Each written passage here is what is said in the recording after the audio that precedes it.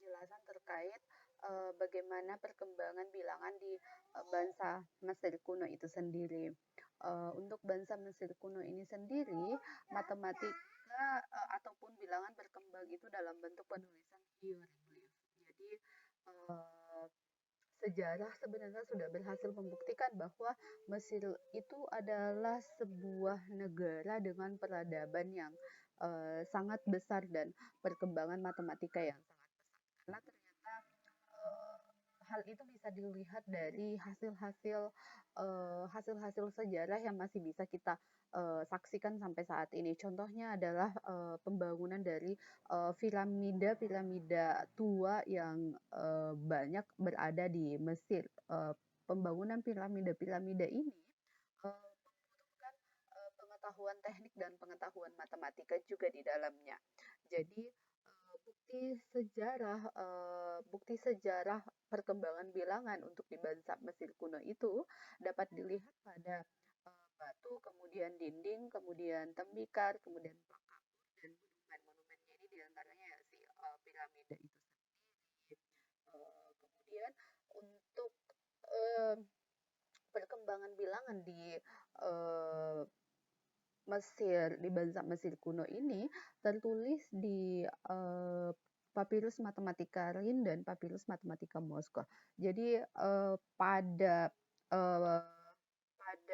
apa ya eh, pada teks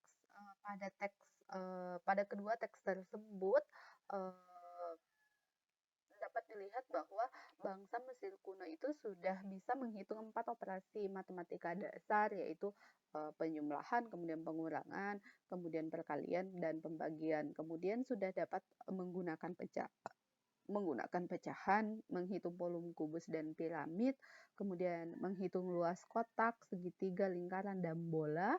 Jadi konsep-konsep dasar geometri, kemudian konsep dasar aljabar dan memecahkan persamaan simultan. Sementara itu, sesuatu hal yang juga masih kita nikmati sampai saat ini dan kita gunakan di matematika sampai saat ini yaitu si Pitagoras. Jadi di peradaban Mesir lah eh, prinsip-prinsip yang mendasari teorema Pitagoras itu muncul. Jadi sebenarnya untuk penemu Pitagoras ini adalah Pitagoras. Jadi Pitagoras itu eh, ilmuwan Pitagoras ini berasal dari bangsa Yunani yang berkunjung ke Mesir dan melihat bagaimana perkembangan peradaban atau bagaimana masyarakat-masyarakat Mesir uh, melakukan pembangunan di wilayahnya. Nah, disitulah akhirnya Pitagoras, disitulah akhirnya Pitagoras bisa menemukan si prinsip-prinsip teorema Pitagoras yang kemudian dia kembangkan sendiri di sebagai bangsa Yunani. Jadi sebenarnya peradaban di bangsa Mesir kuno ini sebenarnya peradaban di bangsa Mesir kuno ini berjalan berbarengan dengan peradaban atau perkembangan bilangan di bangsa Yunani dan di masa Babilonia. Sekarang kita akan membahas terkait bangsa Maya. Jadi sistem bilangan di bahasa Maya itu menggunakan kombinasi antara dua simbol titik dengan garis ya, titik dengan garis. Titik digunakan untuk mewakili unit, jadi ini bisa dilihat ada titik. Titik digunakan untuk mewakili unit 1 sampai 4 dan sejumput atau garis itu digunakan untuk mewakili 5.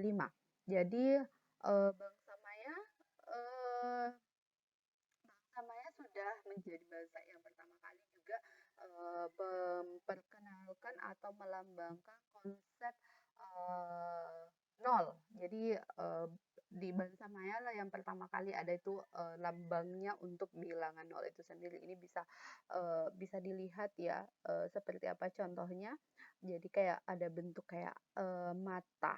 Jadi kemudian untuk di Bangsa Maya sudah menggunakan kalender 365 hari yang yang digunakan. Jadi kalender 365 hari kita itu awal mulanya berasal dari si Bansa Maya ini sendiri, tetapi untuk penghitungan bulannya tidak sama dengan apa yang kita gunakan. Mereka masih menggunakan penghitungan 18 bulan, kemudian satu bulan itu 20 hari.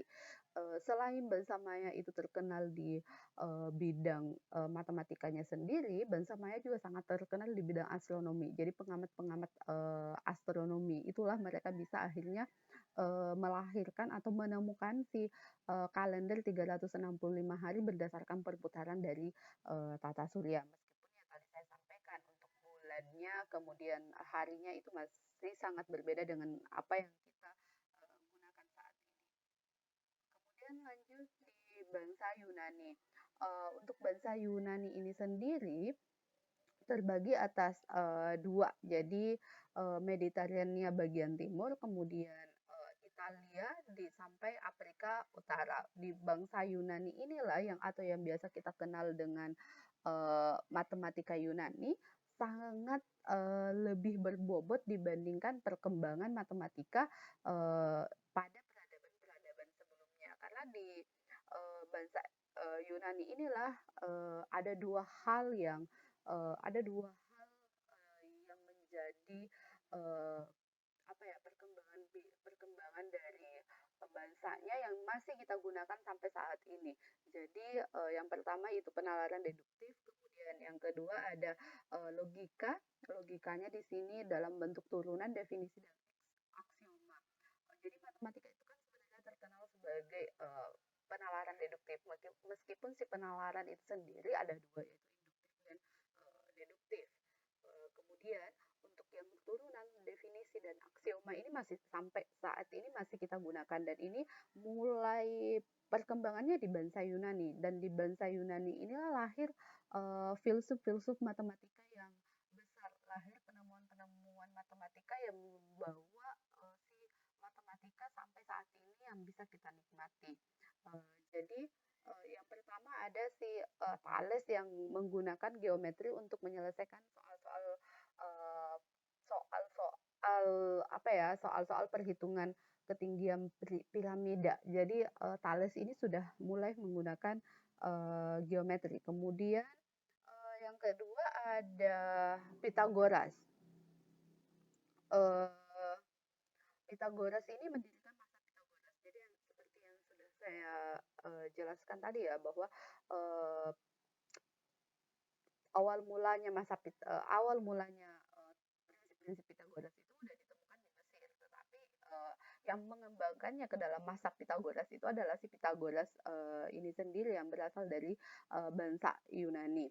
Kemudian yang ketiga ada Aristoteles yang menulis hukum logika, kemudian ada Euclides yang menemukan definisi aksioma, teorema, dan bukti. Jadi kalau di matematika itu sendiri sebenarnya kayak ada bidang kajian sendiri yang disebut sebagai geometri Euclid. Jadi di dalamnya itu kita akan belajar terkait definisi, aksioma, teorema, kemudian bukti. Kemudian yang kelima ada Archimedes yang memberikan hampiran yang cukup akurat terhadap nilai pi. Meskipun sebenarnya pi itu penemunya si pi. Tapi Archimedes yang berhasil memberikan hampiran yang cukup akurat yang kemudian dikembangkan oleh si pi itu sendiri.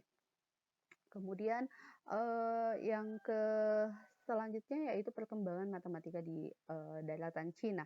Jadi kalau untuk daratan Cina itu matematikanya merupakan hasil pengembangan yang mandiri. Jadi kalau berbeda ya, untuk perkembangan matematika di daratan Cina ini sangat berbeda dengan perkembangan matematika di peradaban-peradaban yang lain. Kalau contoh tadi antara Mesir, Yunani, dan Babilonia itu sangat berkaitan, sementara matematika di daratan Cina itu mandiri.